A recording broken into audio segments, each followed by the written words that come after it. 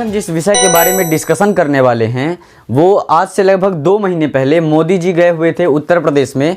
देश के जो समस्त डीआईजी, डीजीपी, डीआईजी रैंक के, भारत के जितने भी डीआईजी थे रैंक के सारे डीआईजीज की बैठक हुई थी उत्तर प्रदेश में।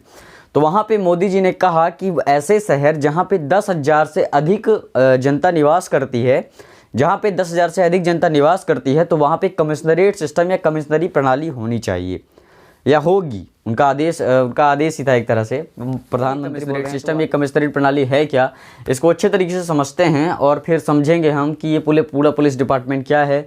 और वहाँ पे ये जो सारा जो ये मसला था, ये भोपाल और इंदौर में कमिश्नरेट प्रणाली कमिश्नरेट सिस्टम है ना, इसके अंदर बहुत सारी बातें आती हैं।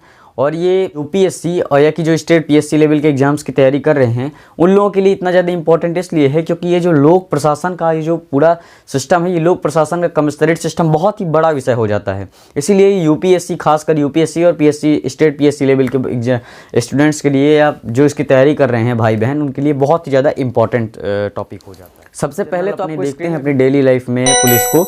ये पुलिस 1861 यानी कि पुलिस एक्ट 1861 से चली आ रही है, यानी 1861 में इसका एक्ट बना था और उसी समय से पुलिस को बनाया गया था। ये पुलिस का जो सिस्टम है उसको बनाया गया था।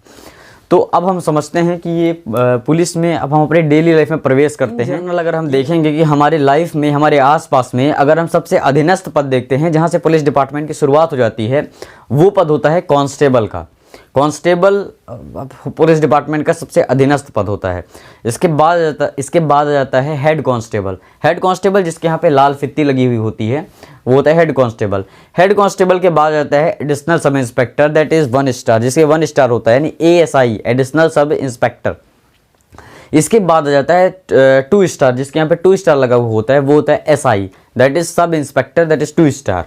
इसके बाद आ जाता है इन इंस्पेक्टर, जिसके 3 स्टार लगा हुआ होता है, इन इंस्पेक्टर, जिसे हम आई से भी डिनोट कर देते हैं। इसके बाद आ जाता है DSP, that is deputy superintendent of police. इसके बाद आता है ASP, additional superintendent of police. इसके बाद आता है एसपी, फिर इसके बाद आता है डीआईजी, फिर इसके बाद आ जाता है आईजी, फिर आ जाता है एडीजी, फिर आ जाता है डीजीपी। तो अभी हम यहाँ पे आप स्क्रीनशॉट लेना चाहें तो ले सकते हैं। यहाँ पे कांस्टेबल के बाद कांस्टेबल के बाद हेड कांस्टेबल के बाद एडिशनल सब इंस्पेक्टर, इसके बाद आता है सब इंस्पेक्टर। इसके बाद आ जाता है डिप्यूटी सुपरिटेंडेंट ऑफ पुलिस, इसके बाद आता है additional head superintendent of police, इसके बाद आता है सुपरिटेंडेंट ऑफ पुलिस। इसके बाद आ जाता है डीआईजी, और इसके बाद आईजी, इसके बाद एडीजी, इसके बाद डीजीपी। तो यहाँ पे सब सुपरिटेंडेंट ऑफ पुलिस है, जिसे शॉर्ट में एसपी कहते हैं, वो जिले में एक ही देखा जाता है। ये जो सुपरिटेंडेंट ऑफ पुलिस है, मैं इसको यहाँ पे थोड़ा सा लिख रहा हूँ समझाने के केस पे, एसपी सुपरिटेंडेंट ऑफ पुलिस। तो डीआईजी और सुपरिटेंडेंट ऑफ पुलिस, ये जो एसपी होता है, इसको हम लोग मानते हैं कि ये जिले के अंदर एक ही होता है जो समस्त पुलिस डिपार्टमेंट को संभालता है। समस्त पुलिस डिपार्टमेंट इसके अधीनस्थ होता है, यानी ये आदेश देता है एसपी। ये एसपी, इसको हम जिले में एक ही मानते हैं। ये जो आईपीएस होते हैं, आईपीएस रैंक के अधिकारी होते हैं। इसके बाद अभी यहाँ पे आपको एक चीज़ फटाफट मैं बता देता हूँ। हद को पार किया। ये जो डीआईजी होता है और ये जो एसपी होता है, इन दोनों के बीच में एक पद और होता है जो कि होता है कलेक्टर। अभी मजा आया ना वीडियो। कलेक्टर साहब, जो कि समस्त जो हमारे स्टूडेंट्स होते हैं वो हमेशा बस सपना तो देख लेते हैं, हमको आईएएस बनना है, आईपीएस बनना है, लेकिन करना उसके लिए कुछ भी नहीं है। देखिए, अगर आप उस हिसाब से बन जाएंगे ना तो भगवान आपको उस हिसाब से बना देंगे। अगर आप कलेक्टर के लेवल के, आप खुद ही सोच के देखिए, अगर आपको एक दिन के लिए आईएएस बना भी दिया जाए तो क्या उसके लिए आप काम कर पाएंगे? आप जिले को एक दिन के लिए, 1 घंटे के लिए संभाल पाएंगे?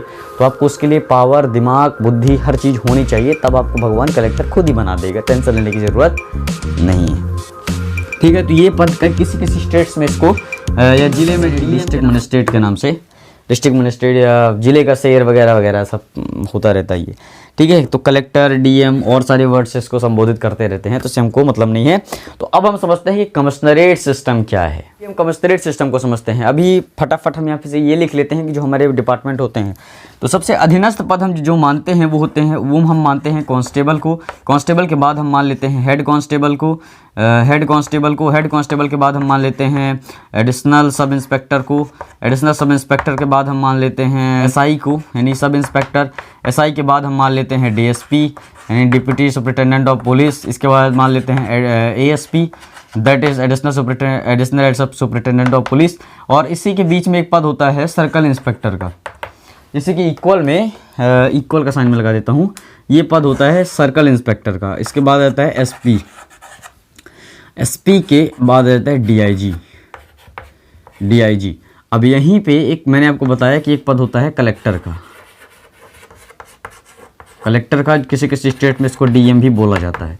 तो इसी का बाईपास है SP। अब यहाँ पे कलेक्टर का काम क्या होगा, तो आप पूछेंगे कि फिर SP की ज़रूरत क्यों है जब कलेक्टर पूरे ज़िले का शहर होता है।